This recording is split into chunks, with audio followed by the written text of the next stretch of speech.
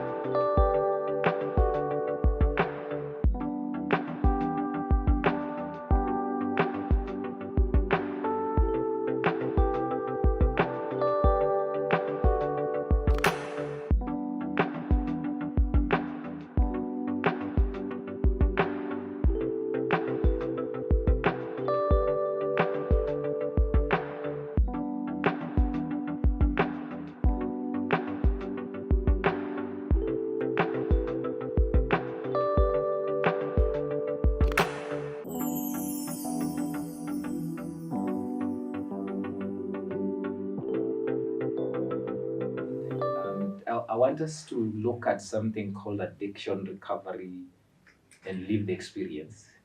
So that means we're going to breaking shame, understanding recovery of you as a person, Jeffeth. I know you, how you are able to break the shame, how now you are able to understand the recovery, the journey you have walked. Okay, I know it has been a very long journey. So I just want to go straight to ask you. How was the journey of recovery? First, before I bank you with my question, I want to ask, how was recovery? The journey of recovery is there's not a way to describe it. Because it's different every day. Everybody has a different experience. I take it one day at a time. Other days it's good. Other days So did you like at some point? Did you at some point you think I am on the track of recovery, and then you find yourself something has just disturbed you, you're back in using the hard substances? For 7 years I've not used. But before then, before 7 years. Before then, you see, I was in active addiction for quite a long time. Before then. When did you at what age did you fully enter into this addiction, and what were you addicted on actually specifically? So if you don't mind, if you want to share with us, of course, it's okay. You can.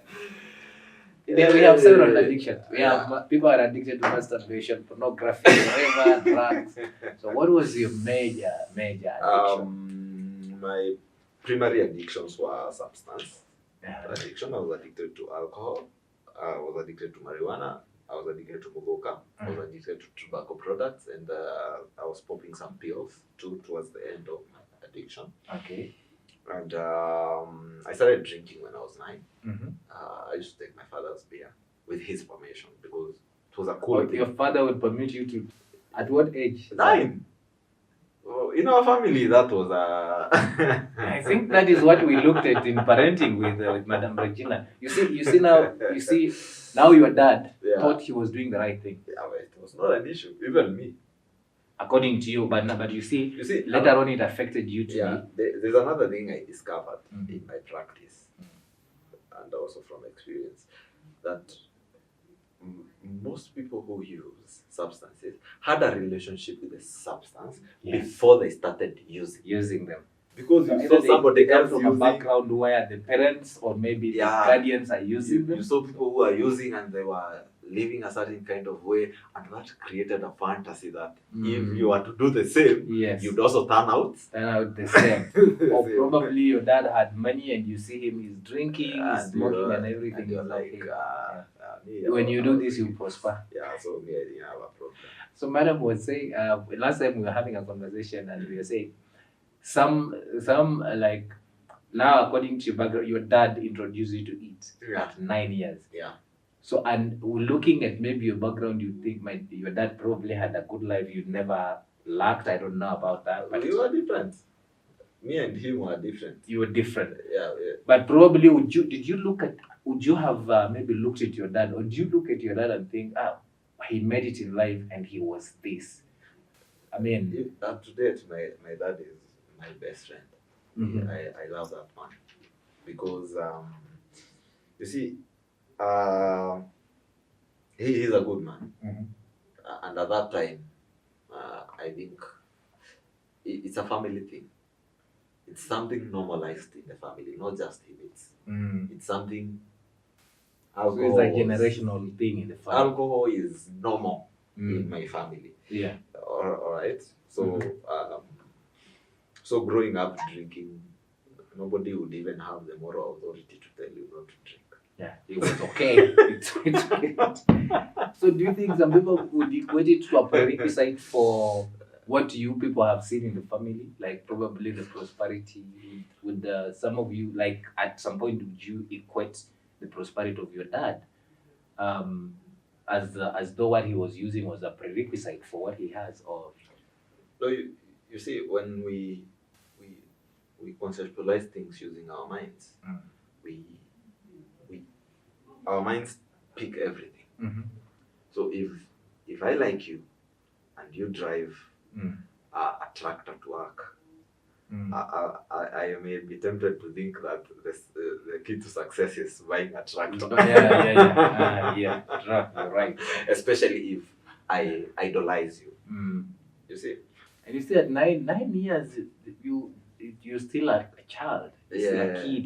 You have no idea. So anything that a father is introducing to you, it's okay. It was happening during the festivities, and everybody's not the other times. It's during the festivities when people let a little loose. That time. So do you think it is a bad thing for parents to introduce substance use to their children, especially minor, or is it a good thing for parents to consume them in front of their young children? I'll not categorize it as good or bad. I'll say risky. It's risky. Yes. Correct. Good or bad, you choose. You choose. Me, professionally, I'll tell you it's very risky. Yeah. Because you just don't know. Because there are people still in my family who are exposed to the same. And they did turn out as I did. Okay. So, you see, there are people who turned out well. Okay? There's me who turned out different. So for me, it was risky. For the other person, it wasn't. So you as a parent sit there, be the judge. Is this a risk you want to take? Because here's the thing, professionally, if you drink in front of your kids and they see how happy you are, in their head, they'll create that relationship that so when they reach a certain age and they have stress, even if the stress is coming from you, they'll want to drink because adults drink when they are stressed or when they want to be happy. Now, can you like briefly share your journey into addiction and your recovery? Yeah, so I started drinking at home up to maybe 13, up to one point, because I had other issues now growing up. What issues? I was taken to boarding school when I was very young. I was 8 years old. When I was taken to boarding school with the bullying and the separation from the parents. Of course, then again, even I wanted to go to that boarding school because at that time it was fashionable. At that time, you see, I'm not blaming anybody. I'm just saying what happened. You wanted because maybe you had some of your friends who were in boarding schools how they were talking and bragging about it. So you said it's a good thing to do. So I went there. That's where I started having anxiety issues, being bullied. I like to say I was bullied even when I wasn't bullied. Because even when I'm not being bullied, my mind is so attuned to you're going to feel it small. So I grew up feeling very small. I grew up with anxiety issues, and that affected my performance. And it affected my performance. It affected the way I related to others, and it affected even things like hygiene. Unfortunately, at some point now in high school, that was misconstrued to be I used drugs. So But it was an anxiety You issue. just became empty because now you don't know what to do. Me, I'm just there. Me, I'm just living there. But now, because even the teachers don't know what is happening, in bank. They don't know it is anxiety. Yeah. So when it was Semekanad, when it was said it was Bangi, there was a list that was there for people who smoke. So I found myself there because I was behaving like those people. Like those who smoke. And yet you at the time you had not even never smoked marijuana. But something happened. When I found myself in that list and I went home and came back, I became popular. So I was like... So fame. So I was like, it's a good thing to this do. is a good thing. I mean, so I've never that felt... led you to start using them? Yes! Because now, I had found the formula of I've never felt accepted. You actually, sorry to cut you short, but you actually, there's something you're bringing out here that it's very key for teachers, caregivers, and even parents to know. Yeah. You see, you were suffering from anxiety. Yeah. But because of your behavior, the teachers there was a misconception that this could be using something drugs for him. This guy is not normal. Because even the teacher was not aware that it could be mental health. You get now. This is the ignorance that has to be dealt with even with caregivers at school. But now you see, it gave you a leeway. It is okay to do it. I will be famous when I use these things. Yeah, and I'll feel accepted by my peers, which I had struggled with for a long time. I always struggled with not just self-acceptance, but feeling like I'm part of a group. I had very serious esteem issues. And Bangi solved it for me. You started smoking weed. Now they required weed. Yeah, usually I know my mind, it would change my mind in ways that would make So that at what age were you? That was 2007. I was 13. 13. Yeah. You're still a teenager. I was still a teenager. But that time it was not as much. So at 16, I finished high school. 17, enrolled for my first degree. I was doing economics and finance. And again, acceptance, anxiety, everything hit back. Yeah. Now I'm in university. I'm young. I'm free. You can do anything and everything. And I like home away from home. And I like girls. So, the simplest ways to get these things is to party hard. At 16, you're in drugs, you're girls, you're doing, I mean, like, at all this time you're doing this because there's this transitioning from primary school to high school. Now you are in university. Yeah. Is there at any point where your parents noticed something? You see, I was a high performer. Okay. I was bright. And even when I would fail, I was the kind of person, I don't lack answers. So it was very hard for them to notice. So they thought this is because he's just a bright boy, so he's okay. And even when I stopped going to school, because at some point I stopped going to the university, I would take results home. So from where? From River.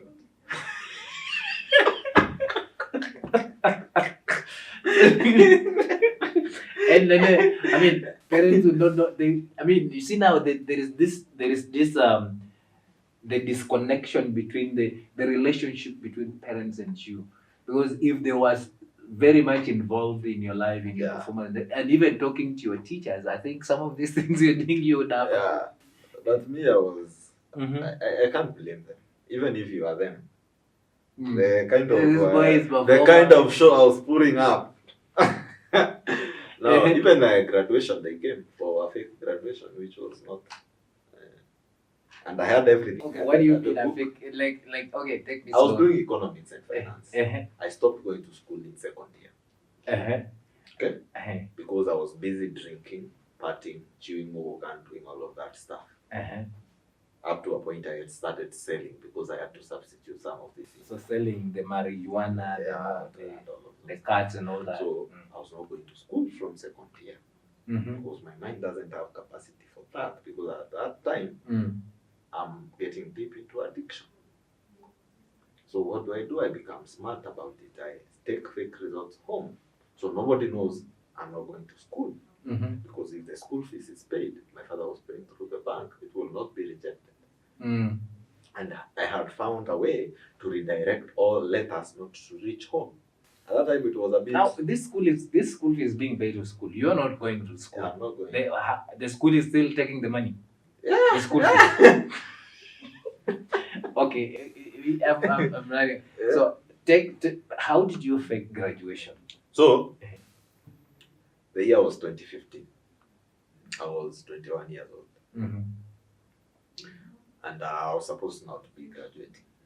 And I knew very well I had not been going to school. So I decided actually I'm going to go home and tell the truth.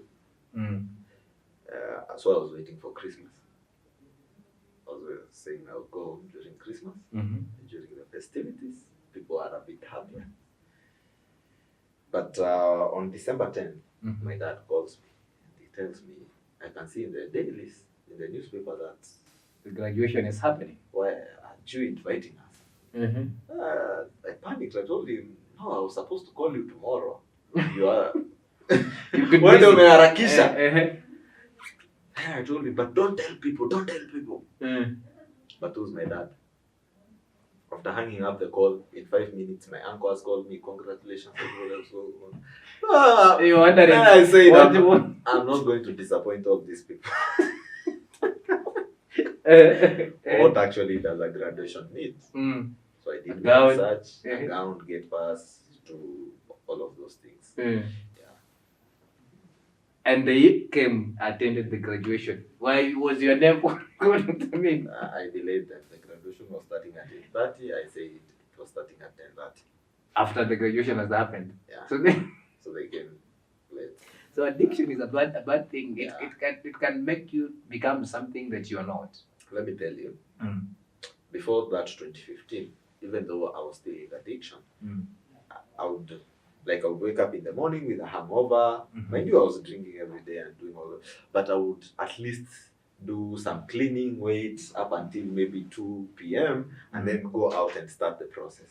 But ever since I made that call to my dad, I never had a sober moment and I never slept. What I used to do is I always waking up like this, I had to be high or drunk, and I never used to sleep. I used to black out. Even before I went to rehab in 2018, that last month before I went to rehab was very bad. At what age was that now? I was 24. I faked the graduation when I was 21, 2015. I was 24 when I was going to rehab. And that last month before I went to rehab was so bad because the blackouts now are happening on the road on the way home. Like I'll just be walking and I'll drop. No, at that point, had your parents noticed something? Yeah, now they were like, hey, let me take you back a bit. After the fake graduation, at what time did you break this lie and told them the truth? When I was in rehab in 2018. That is so. And then, did you now, after rehab, you went back to school again? No, what happened was, I refused to go for a job because I knew, of course, everything was fake. And so I lied that I'd gotten a scholarship for a master's program.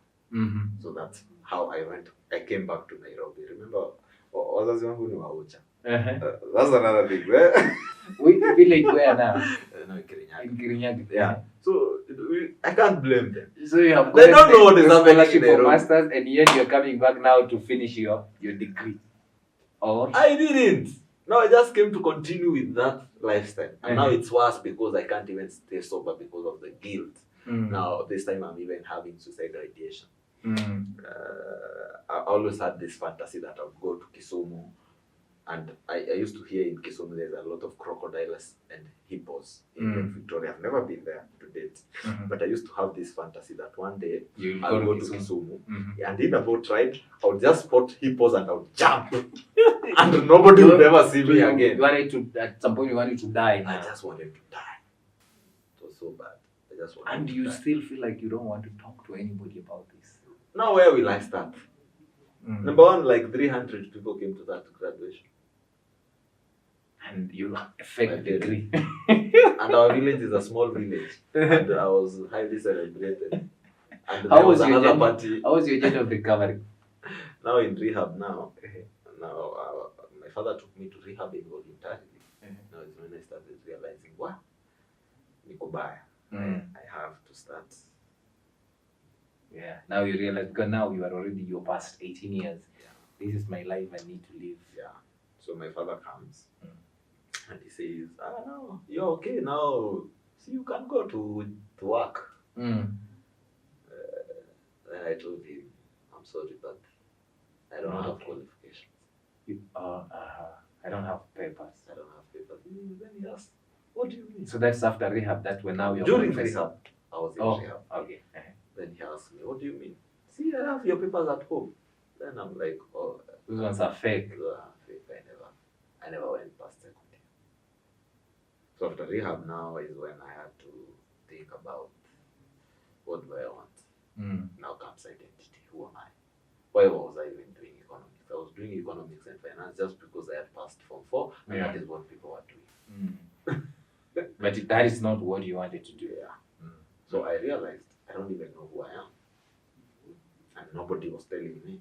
I didn't even know why I had become an addict. Why was I behaving like that? Why had I become a monster even to my parents? Why was I causing people so much pain because of... That's not normal. I really wanted to find out. So I decided to go do counseling psychology in school, and to go do chemical dependency and addiction counseling, just so that I can understand myself better, and then I go back to doing other things. So now we went back and did that. So it's during doing that I realized that I really find a lot of joy in this. In doing that. And that's how I changed. So that means the counseling at rehab, it helped you rediscover yourself again. After rehab is when I went to do those courses. But at rehab, were you able to rediscover yourself while at rehab? At rehab, not really. At rehab, the only thing that happened is I realized I have to stop the drugs. So at rehab, you went there to stop the drug, but you never rediscovered yourself. You did after. I was supposed to. For example, the programs I create now and how I help people now, I help people that you know during that treatment period you rediscover yourself. I'm just saying I did it at the time. Oh, okay, all right. But the only thing I had motivation for is to stop the drugs. But even when I came out, I was really troubled because I was so bitter at myself. How could I have wasted my life like this? Yeah. You know. But now see who you've turned out to be. A very important person that you're helping other people. Now, what are the common signs of addiction, especially in young people? The number one, if what you're using or doing is interfering with your day-to-day life in one way or another, or is causing you mayhem in one part of your life or another, it could be emotional, mental, financial, social, family, education, career. That's the first thing. And number two, if you feel the need to hide what you're doing. See, if you're doing something and you feel you're hiding it, not free about it. Yeah. That's an addiction, sign of addiction. Or when it is brought up, you feel that you're angry. Number three, if you feel guilty. If something agitates you, that is it's a sign of addiction. Yeah. Like if for example, I tell you, hey, Bana, you are drinking a lot of water and you find yourself you're getting angry. I mean, it's an addiction. I'm addicted. It's an indication that it doesn't mean that you are addicted, but it's an indication that it's a sign that deep down, because our emotions are messengers of what is happening. Yeah. I'm hoping one day we'll talk about emotions. Yes. Emotions are messengers of what is happening within you, even without you knowing. So if you find some things are pissing you off and you don't know what's happening, check there. So that's why there are people, if you tell them you're a thief and they overreact, and even so that already tells you this person must be a thief. Because why would you overreact for something you done? So tomato. Anyway. Behavior change. Now this is for other people now. Maybe for parents, if you're wondering, is there's an issue. Behavior change. You find that this person is now not respecting rules at home. Maybe the curfew. They were coming home at 7 or 8 comfortably, but now they doesn't want to join the rest on the dinner table. Wants to eat by himself in the room. Isolation as well. Isolation. Those kinds of things. There are physical things you can watch out for. Darkened lips, red eyes. Darkened lip. Mine is not. Tuseme, no, so there are people with dark lips. But if, let's say, all of a sudden, you're a parent, then all of a sudden you realize, your son or your daughter, the lips are darkening. You don't know what he's eating. Meno, you notice meno imeanza kukua brownish. I train people to look at the fingertips. Or to know if somebody's holding cigarette or marijuana. By the time I went to rehab, this was black. But anyway. No, it's good. And those are the physical things. Changes in appetite, changes in weight. Or loss of weight, or maybe increasing weight. So they are very sleeping pattern as well. But I like to tell people, when you notice these things, don't go throwing accusations, because it could be something else. Go collaboratively. Ask questions like, can you tell me what's happening? Are you able to share what's happening? I'm noticing this and this changes. What is causing these changes? Could you be using drugs? Don't say, hey, well, I know you're using. You're using.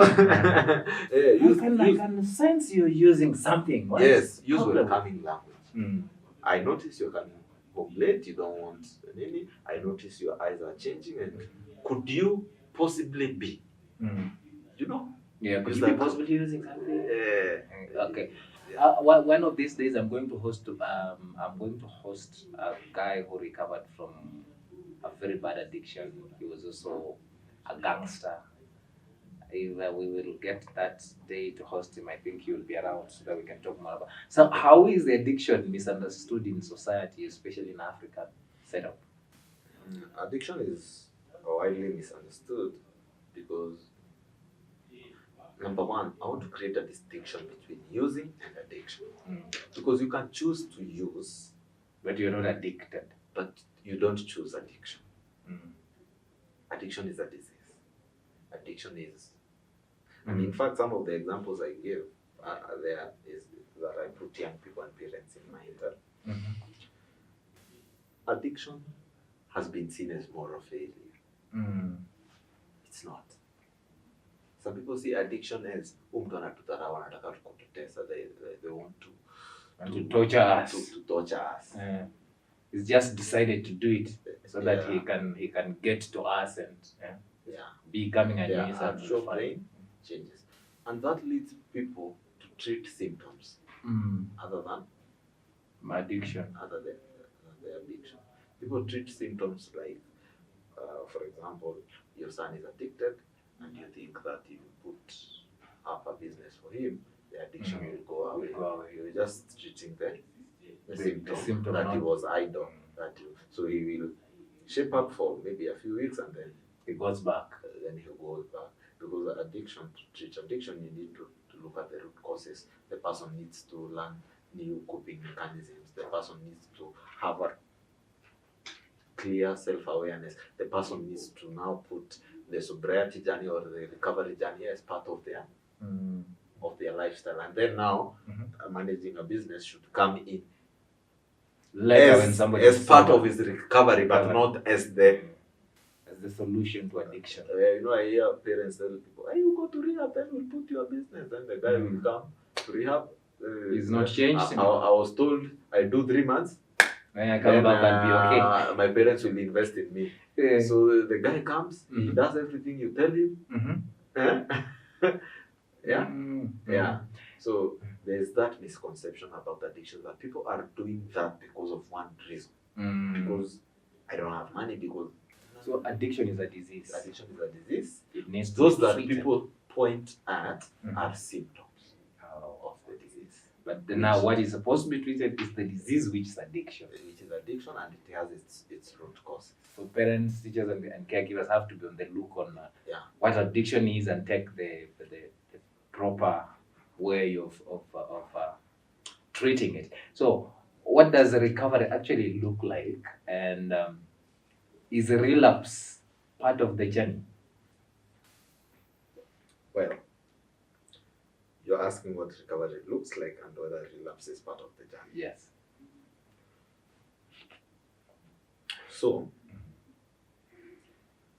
imagine somebody who has had years in addiction.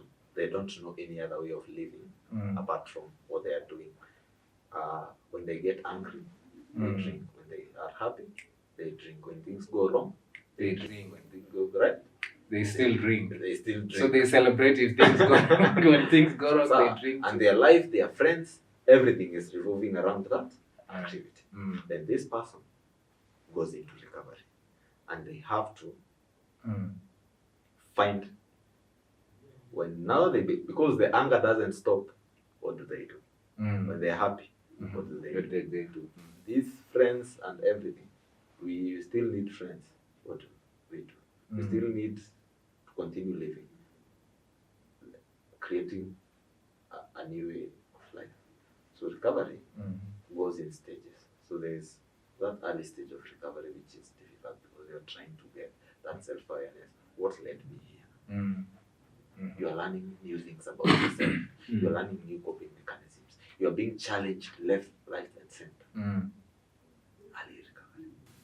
Then there's another phase of recovery after a period of recovery where you find that yes, the person is sober, but things are not working as fast as they should. Issues of life. There's that fear that you are in recovery and you still fail, and you better fail when you are an addict because they start to. But then there's also this side, because as much as there's this backdrop, there's also this other side where there are things to celebrate. Like for example, for me, my first year in recovery, I used to enjoy waking up with no hangover. Nothing was bombing me like in the morning. I'm like, I'm sober. I'm sober dealing with life. You see, and then now people got to trust me. I could do things. I could become productive. I could feel my mind coming back to what it's supposed to be, and I was able to achieve a lot career-wise up to this point. I was able to have a family. Oh, you really have a family? Yeah, that was really fast. So few kids there. So recovery is both. But relapse, you also experienced relapse at some point of the journey. I have not relapsed physically. Since you, I want to maybe take this time to talk about relapse. See, relapse. Relapse doesn't happen when the person drinks. Relapse happens in stages. You see, the brain itself is relapsing in nature. Do you know how? Think about the things you've never forgotten that you should have forgotten. A lot. So you can imagine, in the brain of an addict, there's memories of good times. Yes, there's memories of being hurt. There's memories of being angry and being happy because you drank. Yeah. So, and as the person leaves, there's going to be triggers. And those memories will ignite without the addict wanting. Is not. So addiction happens in not addiction. Relapse happens in stages, and the first stage is emotional. So you will just be seated there, and then your mind remembers something, and those emotions come up, not because you chose. All right, and then one may begin mismanaging emotions, just like they were doing. They have not drunk yet. One may begin believing false things, just like they were doing in the past, and it has not happened yet. And then when that kicks off, the relapse goes to the other stage. It's called the mental stage. The mental stage is where the mind now like takes control and starts telling the other parts of the brain, I think at one drink would it hurt. Imagine how we would feel if we drink. Imagine, But see, after you are 3 years sober, so you can now you drink can your try a well. bit, yeah. Yeah? And then the person is fighting with that, and then finally, the physical relapse happens. Some people even now start the relapse process for 2 years. They have not touched the drink, but their mind already relapsed. So relapse is not only a monopoly to addicts. It's even for people who have never been into addiction and are dealing with certain kind of things. It's something that's normal for your mind to go back to that. But it is your responsibility as a person in recovery to know how to deal with that. There is support. Right? We have support groups. We have people going through the same. You talk, you open up. Once you talk, once you use the skills that are provided for you, you stand a chance to beat this thing. Addiction is beatable. Do you think family is doing enough to support people suffering from addiction? And now, based on your journey, how did your family support, or society, or the support groups? How did you get support for you to go through this journey of overcoming addiction? Number one, my parents forgiving me. Honestly, them forgiving me, like, and not just by words, like really, and embracing you back. Yes. Watu Was I relieved? Walinipenda jameni. Even my dad started involving me in some things, and like, it's like, but they were also honest that they were afraid that I will. You might go back. Yes. So that today my mom. Then she calls and have you used something? You sound like you're stressed. Make sure you don't relapse. After 7 years, she's still thinking you can relapse. Yeah. But is there a possibility of somebody relapsing even after the longest? Even 30 years, somebody can still during COVID period. So is there measures to be put in place so that you don't find yourself in that situation of relapse? It's not measures, it's more taking it one day at a time. Okay. Yeah, because we don't know. I don't know what will happen in future. So I need to have my support in check. I need to have my tools in check. And I just need to have the grace and the compassion to carry through the day, just remembering, just for today, I want to remain. So, okay, all right. So what is the difference between sobriety and recovery? Now, it's like, so I've never thought about it, actually, because you find me saying I'm in recovery. I have. So right now, are you in your sobriety state, or you're in a recovery state? Both. You're in both. Yes. Okay. I think you can be in recovery and not be sober, because you're in recovery and maybe you have relapsed or. Okay. So it doesn't have that big difference. Yeah, it's how you define it. And also another thing, recovery is very personal. Somebody else cannot tell you what to do with it. We can only suggest to you. It's the decision you take and how you define those things. Okay. All right. How has your personal experience influenced how you approach the therapy? You are a therapist by yourself, but now how has your personal experience influenced how you approach a therapist or therapy?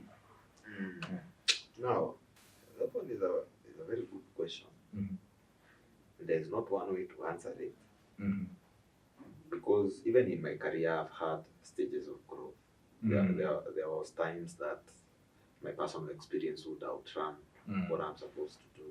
There was times that my career would impact my recovery negatively because I'd be so stressed. And so it's all about having a balance between work and life, and knowing that my story is my story. That even if you come to therapy with me, maybe with addiction, you don't have to do what I did. I can help you in a different way. Discover your own path. That even as a therapist, I'm also human and I'm also in recovery. So what I can say, recovery by itself, having had to deal with addiction and recovery, has made me understand pain. and has So you can been look at somebody and know this, he's really suffering. So understanding pain and really having had to use some of the tools, I would also give you also there's that added, maybe I don't know whether it's an added advantage or I don't like to think about it like that because my story is my story. Who knows, maybe tomorrow I wouldn't be doing therapy, I'll be doing something else. But what I know is your story should work for you. You didn't go through all that pain for nothing. But professionally, I'm able to adhere to the ethical guidelines and the professionalism that is required of me, whether I was in addiction or not. In cases where I'm able to use my experience to help others, I do. Yeah. Have you in your therapy session, and the people, especially the young people you are helping, maybe in school in rehab centers, have you ever met a classic case that you looked at it and you even wondered, this is something else. It needs beyond just therapy. It needs maybe the doctors or whatever to be involved. So we do that all the time in treatment. For example, for the programs I offer, the programs I create, they are all multidisciplinary. That is to mean during the screening and assessment, I'm also screening for co-occurring disorders or other disorders or other issues that would be beyond my expertise. That here maybe we need a social worker, here we need a psychiatric doctor, here we need a medical doctor, here we need a nutritionist, here we need... Because I'm a pioneer for, not pioneer, I am an advocate for holistic healing. So what I'm able to do on my side, which is psychotherapy, I do. What I'm not able to do, we involve other professionals, and we have centers that have all those under the same house, and every case is, as long as it is in my hands, it is tailor-made. You see, you come with your issues, we look at your issues, your unique issues, and we tailor-make interventions based on those issues and the professionals we have to involve so that you can help solve those issues. Do you think the government is doing enough, or the society is doing enough to curb this menace? Well, I don't want to put anyone on the scale. But is there something that is being done? Okay, you are in this field. I mean, how do you perceive it? Is it like people are embracing it, especially young people, teachers in schools, the caregivers and rehabs? Are they really I've not encountered resistance anytime I've given somebody information. It is like that because people don't know. And if information is available and there are people on the ground doing professional sensitization, so it's not about enough or not enough. I think we are on a journey as a society, as a country, and I think we are not where we were even yesterday. But we are headed there. Okay. We are going to wind up, but before then, I wanted to ask you this one more question. This is just like an improper question. Think on your feet. What myth or harmful advices have you seen given to people struggling with addiction? What myth? Myth or we have this harmful advice. Somebody who is suffering from. I know you are there. Did you ever receive something like a myth or a harmful advice? And yet at the time you're still struggling with addiction. People just don't know, but they're coming up with some harmful stories. It is very impromptu. It's hard to think of any, but I've seen people being advised to, you're struggling with this. Okay, use this. Yeah. You're struggling with this. Can you stop alcohol and get addicted to coffee or something like that? Or there's those replacement therapies that people prescribe for each other.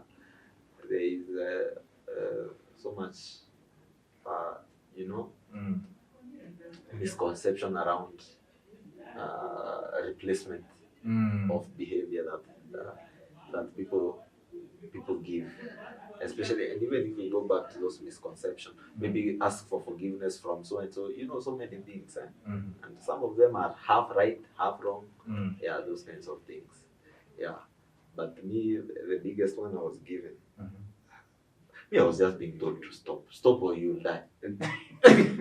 So you're being like you're scared. If you don't stop, you're going to die. Which I believe it was true. But yeah. So such are the harmful advices you receive. Yeah. So before we are concluding our segment or this session today, if you look at the society as a whole, we have talked about addiction and the critical questions that we've just discussion we've just had today.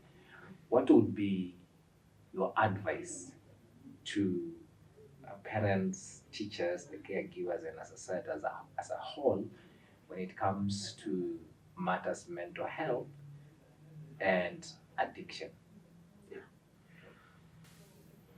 It's not advice really. It's just my way of viewing things.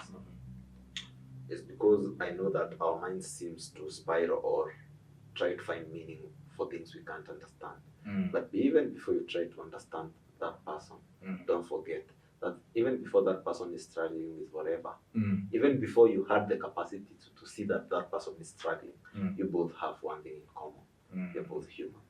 So compassion at all times. Compassion and empathy. Yeah. Always seek connection. Always seek collaboration. Always don't give help.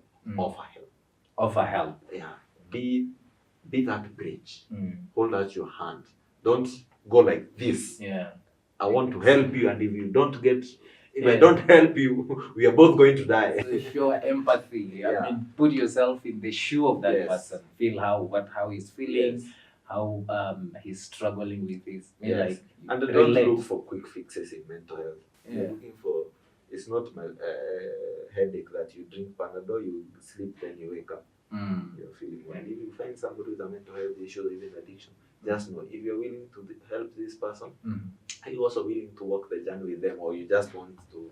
And it's a process. If you don't have the capacity to walk the journey with them, you direct that to us. We do that professionally. Thank you very much. What would be your parting shot? I thought that was the parting shot. That was the advice to yes. So your parting shot, and then as before your parting shot, you also are you on social media? Yeah. I want you also to share your social media, so that if people are interested in what you do, where they can find you, TikTok, wherever. So yeah, this is also the time you can, as it's only 1 minute or even less, and then parting shot. First of all, social medias. Jeff Gidenji, Jafet Moremi, you'll find me. Either of those. Okay. Jeff Gidenji, Jafet Moremi. That's on both social platforms. Yeah. You have a YouTube. You have a YouTube channel? Not yet. Okay. So if they find you on TikTok, they can reach you. Facebook, Instagram. Facebook.